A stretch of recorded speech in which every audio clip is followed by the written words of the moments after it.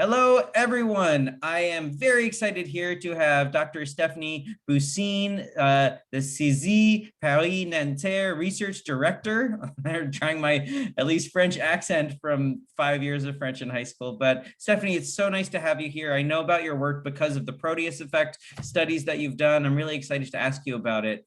So yeah, and you're calling in from France?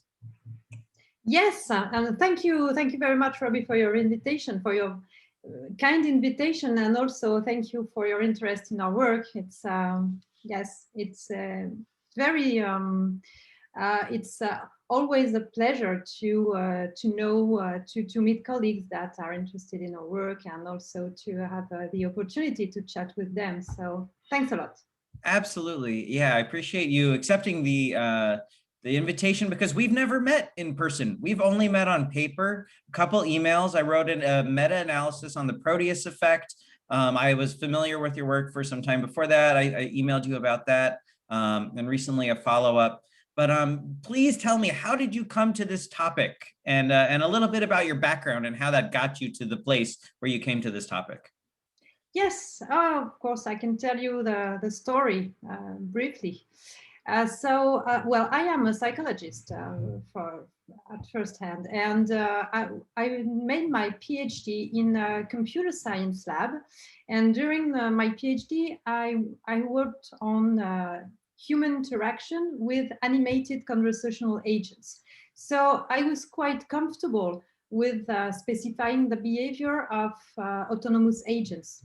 And this may seem related to Avatar at first sight, but actually this is very different because autonomous agents are controlled by the system, whereas avatars are controlled by the users.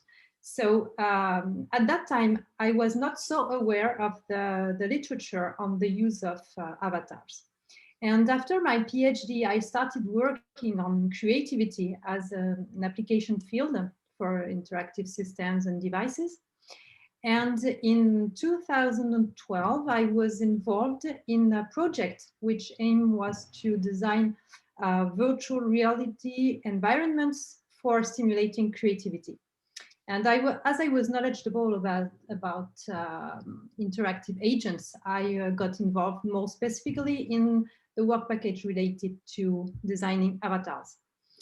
So this is how I became aware of the Proteus effect, which had been formalized a few years earlier, in the first place by Ian Bylenson in 2007. And but at that time I didn't know much about the underlying cognitive processes, for example, self-perception. But anyway, I felt like using this effect in the context of creative activities, such as, for example, brainstorming in a virtual environment. So after that, I circulated the job offer for a postdoc position, and I mentioned on the offer the Proteus effect. And this is exactly why my now colleague, Jérôme Guégan, applied for the position. And Oh, wow. he is, well, yes, he is a social psychologist, and he was specialized in computer-mediated communication and the issue of social and personal identity online, especially in video games. And during his PhD, he had also written the first research paper in French mentioning the Proteus effect. So he was the ideal applicant for the job. And this is how we came to design a series of experiments with virtual brainstorming situations in which participants were represented by avatars. And as at that time, we were working with engineering students, and we had them embody avatars of inventors because we were trying to foster a kind of technical creativity in this population. And the effect was, in fact, striking. And both the number and the quality of ideas were much better, much greater with the inventor avatars with regard, for example, to neutral avatars or to face-to-face brainstorming. And our first paper on the topic was published in 2016. And after the project ended, we both continued to work on the topic. And Jérôme especially conducted a lot of complementary studies on other application fields. And this still proves to be very fruitful. And this is what I find so exciting with the Proteus effect, is that it's powerful, it works, and we feel we can really contribute to a lot of different issues thanks to the Proteus effect. Yeah. It's okay. So you've answered a question that's been in the back of my mind is, was your background more in psychology, or were you thinking about it from the engineering and creativity perspective at the beginning? It sounds like that happened to be the application area where you were working, and then you had this interest in the Proteus effect, and the two combined into this really awesome study with such a good news outcome, right? Often with the Proteus effect, we find some bad news outcomes, right? Like gender stereotypes lead to worse performance, or maybe there's some identity trait, like if you're taller, you negotiate more aggressively. Well, does that mean if you're whiter, if you're better looking, if you're heterosexual, like all of these things are things we can't really change about ourselves in the real world. And of course, we want to represent ourselves as we are in our virtual worlds. But as an inventor, that is really a malleable characteristic that can lead to benefits, cognitive, kind of team-based benefits. And so I always describe your studies with the most enthusiasm whenever I do a talk on the Proteus effect, which is regularly. So yeah, great to know how you came to it. And are you still working in the area then? Yes, among different topics and among broader topics also. And what I would like to mention is also that we, from the Proteus effect, which is an individual, intra-individual effect, it's related to self-perception, and it's related to personal identity. We also, after that, we also declined the effect. Well, it's not a declination, it's something else. We also studied the manipulation or the shaping of social identity on avatars. This is not Proteus effect, it's something else related to the social processes, and in particular the individuation effects, for example. But this was also very, very exciting because, well, on an avatar you can introduce personal characteristics. You can also introduce social identity cues. So when you're working in the virtual world and you're in a team, you can foster social identity of the team and the sense of belonging by providing to each avatar social identity cues and strengthen the social identity. So, and yes, currently we are also very interested in trying to combine both the Proteus effect and social identity effect. We have conducted one study on the topic, but unfortunately it had a lot of limitations. Of course, we got aware of that afterwards. This is your behavior and information technology study. Sorry? The study you published in Behavior and Information Technology? Oh, yes, exactly. Yes, it was published last year. Yes. So I don't know how you feel about me disclosing this, but I might know your reviewer pretty well. Okay, I see. But I think it's a great study, and I think I've seen that theme in your Proteus research from the early stages, looking at the kind of clothing that the avatars are wearing, reflecting the students' identity as being part of the school. And yes. in the United States, actually, I feel like this is a phenomenon that we are very familiar with, it, especially in universities. You know, you wear your University of whatever shirt. And in the rest of the world, I don't think this phenomenon is quite as common. but perhaps in the private school, engineering school, there is more of a social identity around it. So I found that very interesting to read. But yeah, go on. Yes, I think so. I think it's interesting in this kind of situation or social contexts. But I think it's also interesting to see, well, you mentioned that this may be specific to the States or to certain countries. And I think that it also may interfere with cultural background. For example, in the individualism, collectivism dimension. And our idea, well, we would love to study in more detail jointly the Proteus effect on personal identity and this social identity based on avatars.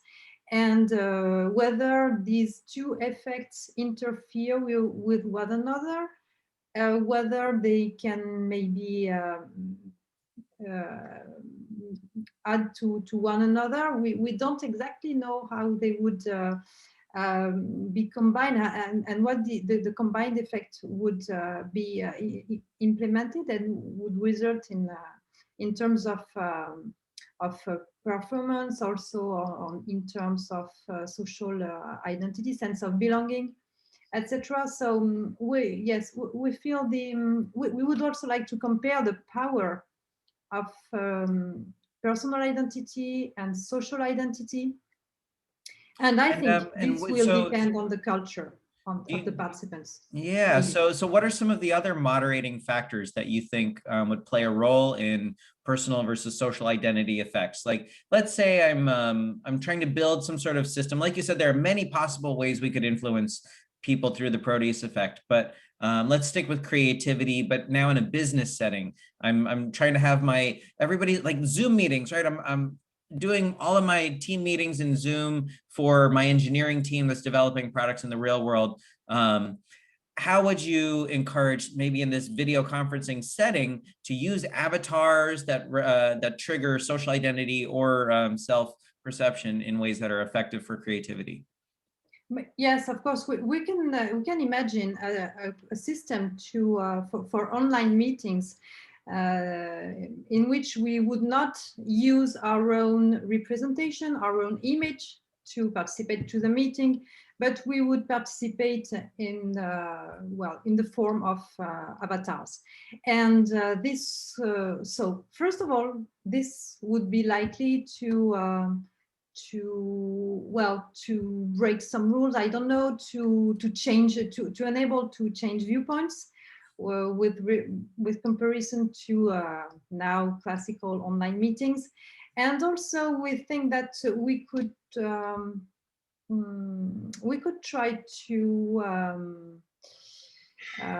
decrease some social biases in online meetings, and especially in corporate online meetings. For example, when there are hierarchical differences among the members of the meetings, the participants to the meeting. Also, when there are some leadership issues, when there is some social loafing, some participants may undermine or may not contribute to the meeting. And you think avatars could be used to kind of address those issues? Yes, of course. Yes, okay. Of course. Because and do you think it's the avatar that's stronger, or through self-perception, or through social identity, or when do you have a sense of when it matters more? Which one, social versus self? For corporate online meetings, I think maybe the social identity cues are more important to foster a sense of belonging, and also to give meaning, to give to increase meaningfulness of the meeting. Because another drawback of online meetings is that sometimes it's tired, it's tiring, sometimes it's not so exciting, sometimes it's too long, sometimes we are not motivated to contribute. Yeah, yeah. And maybe through social identity, it could give more meaningful goals to the meeting, and foster contribution and hopefully performance of the meeting, decision making. I don't know. Yeah, yeah. I think maybe social identity cues may be more effective in More this effective. situation. Yeah, that's really good to know. I'm actually writing a grant proposal right now to look at the future of virtual meetings, thinking about video conferencing, also virtual reality. Of course, I'm interested in avatars, and we're writing up, like you said, bias. There's also gender bias in meetings, right? And like turn taking, interruptions, those kinds of things. With avatars, you could potentially reduce, of course, race and ageism. All of these things have, especially when you're looking at yourself. Have you seen these studies that people who spend more time in, because they're spending more time in Zoom, they want to get more plastic surgery? No. Yeah, so self-appearance dissatisfaction has increased dramatically because of all these Zoom meetings. You're always looking at yourself. Yes. So now there are these long waiting lists for plastic surgery because people, and it's like, That's well, terrible. you know, I could just use an avatar. Like, do you see I'm changing the color of my lips and my eyebrows here. Like Zoom has these very basic features. I mean, they're a little scary at the moment, but it's much cheaper than plastic surgery. Yeah. Okay. So it seems like a direction for you is the self-identity versus social identity. Are you still focusing on creativity as an outcome, or are you expanding? Yes, we still have a lot of ideas to conduct further studies on creativity, but I think currently a very hot topic is also online classes and e-learning, and also now that we are very used to teaching online and students are very used to learning online, to attending classes online, we also observe, I don't know if you have the same experience, but here we observe some a kind of flaming during online classes, because especially when students are in large groups online, some students tend to behave more aggressively than they would in face-to-face class. Even when they're fully identified, they're in a class, the professor is grading them. Yeah, well, the problem is that we teach online from now from 1 year, during 1 year now. It's been 1 year, and the new groups of students who have started their curriculum in September, we have never met them in real. We only know them online. So of course we have their name. We don't have their camera because we cannot, for reasons of Privacy issues, or no, not privacy, but also equity. I don't. Well, I don't know no. Just to support the streaming during the class for everybody. Because there's so many, bandwidth. Yes. Okay, I don't have the word in English, but never mind. What is it in French? Bande passante. Yeah, bandwidth. Oh yes, exactly. So we instruct them not to put their cameras, all of them, because otherwise it wouldn't work. So so we have their name, of course, but we don't have their images. And we observe a kind of flaming. There's a culture, I guess, that's being created, especially using the side model which you know well. I imagine you would Yes. say they're de-individuated, and Yes. then there's an identity of maybe antagonism that's being shared. And so unfortunately, there's flaming against whom? What types of students are being flamed? Well, it's against the teacher or the learning situation. And when they ask questions about the class, it's not in the same terms. It's much more aggressive. And sometimes it disturbs the whole class. So, Is this well, a norm? Like, is this happening in multiple classes? You've noticed a trend? yes, several colleagues have reported the same problem. Wow. And what platform do you use for communication? For example, Zoom or so Teams or And so is Discord. the chat is open? And is the Yes, flaming happening in the Zoom chat then? in the chat or also sometimes in spoken interaction when the teacher requests questions. Some questions are very a bit Aggressive. aggressive, That's and we so think, yeah, I think that we could.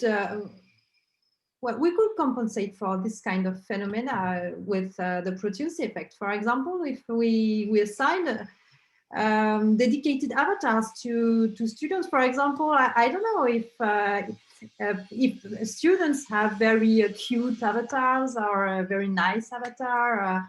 I think maybe it could work and it could decrease this kind of aggressive behavior. But this is something we would like to test one day. I think that's a great idea. Especially because now we need very much, it's a very hot topic, and we need online classes situation that should be the most efficient possible.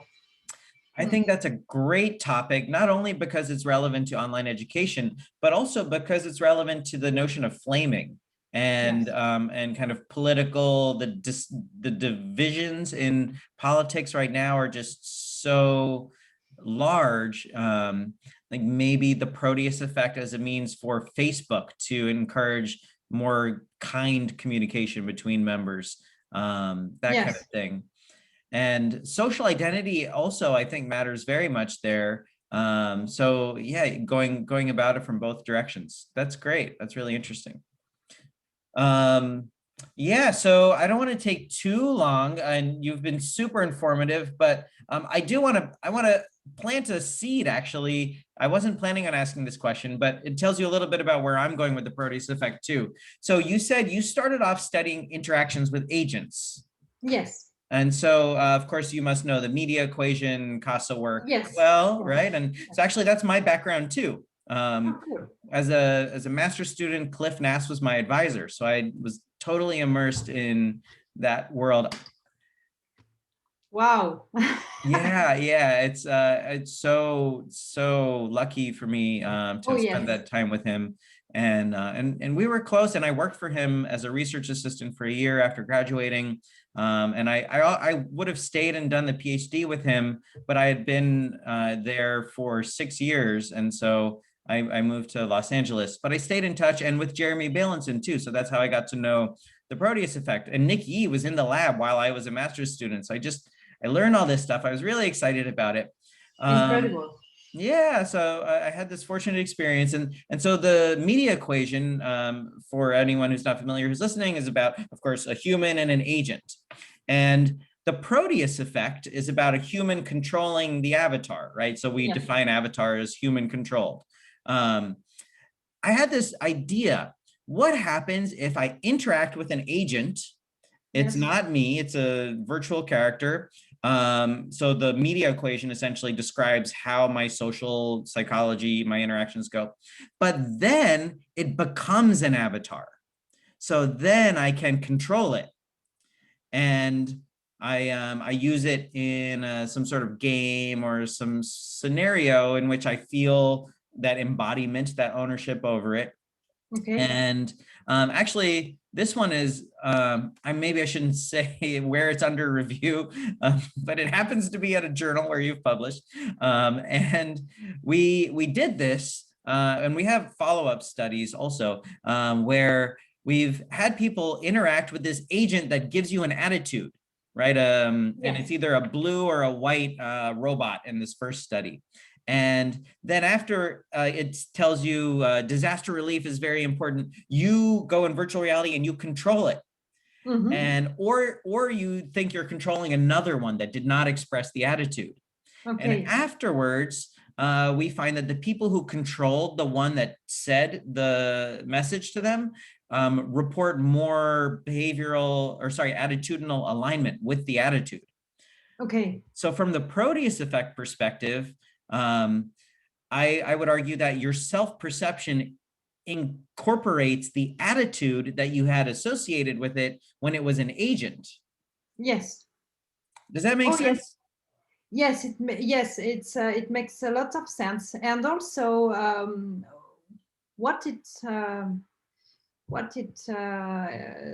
idea it gives me that I think there is also an interaction between well, if you are an avatar, you embody an avatar, and in the virtual environment you meet an autonomous agent, and you start interacting with one another. I think that the effect of the Proteus effect maybe should be increased, because you have your self-perception first, okay, Proteus effect, but also maybe because of the appearance of your avatar, the agent will expect you, and will also perceive your appearance, your traits. We'll also expect a certain kind of behavior from you based on your appearance, and maybe it may increase further the Proteus effect. Because I'm not alone. I'm not only in a sort of self-perception. There is also someone else perceiving me and expecting me a certain kind of behavior. So like a I theory think of mind, almost? Or oh yes, exactly. Yes, it can be it can be related to the theory of mind. Yes, you're right. so it's an artificial theory of mind then. So you would build this into the algorithms model for driving the AI, and then Yes. that would lead to some sort of convergence in the communication outcomes that now if I control the AI, it reinforces the Proteus effect. Yes, maybe it should also be interesting to be tested. Yeah. So maybe someday we can collaborate on one of these studies. Oh yes, with great pleasure. All right, I will keep that in mind as I'm planning out my future. I've also dreamed of spending my sabbatical in Europe.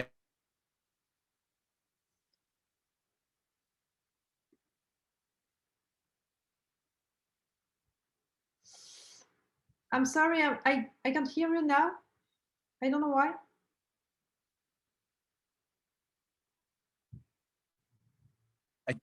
For some reason, sorry, I Yes. switched microphones. It just stopped.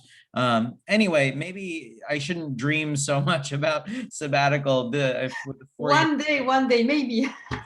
No traveling. Well, Stephanie, thank you so much for your time and for your kind You're of welcome. amazing research. It's wonderful to have a colleague in this area like you doing top-notch work. So I appreciate it. Thank you so much for your invitation, for this conversation, and for your interest and your research, your future research also. Absolutely. I will send you an email proposing a specific collaboration based on this conversation. Maybe we can do that in the coming year or so.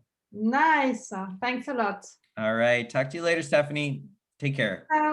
Have a great day. Bye-bye. Have a good evening. Bye.